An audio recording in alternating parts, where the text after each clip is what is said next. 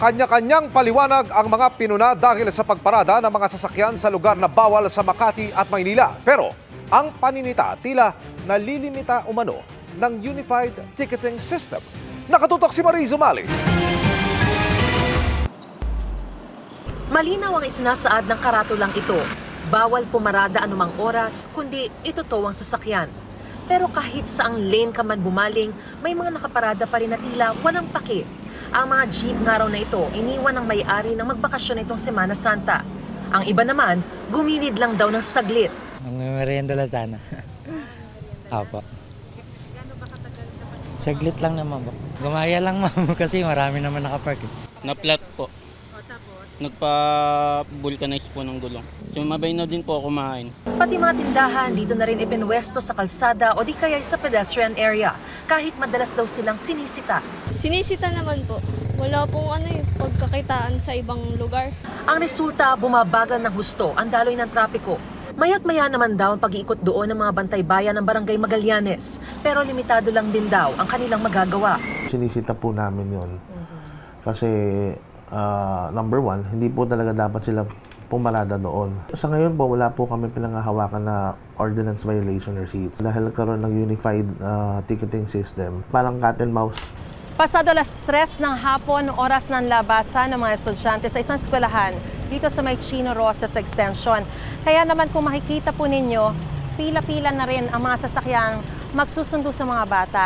Pero sa nakikita po natin, imbes na tuloy-tuloy sila makapasok sa eskwelahan, ang nangyayari po, natitenga muna sila rito sa isang lane ng kalsada.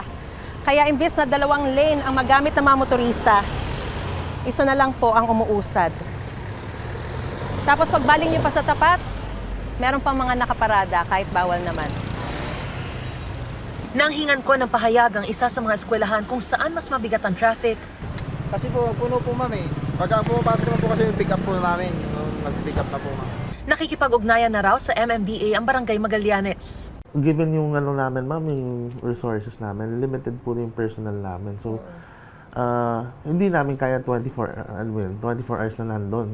Hinihikayat ng MMDA ang mga Traffic Bureau ng mga lungsod na magsumite na ng pangalan ng kanilang mga enforcer para ma-deputize sila.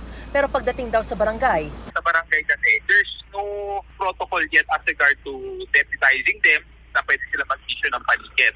But then again, on our part of the Metropolitan Manila Development Authority, constantly ino-operate natin yung area na yan. With the cooperation also with the local PNP, sila rin naman, they're doing their part, no, na naninita sila. And also, they do issue mga violation tickets.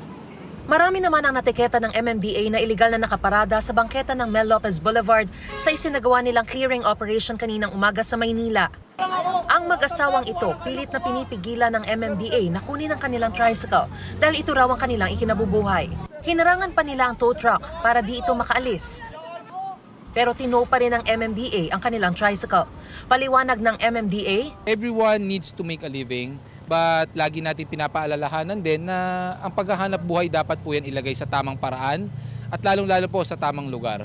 Para sa GMA Integrated News, Mariz Umali, nakatutok, 24 oras.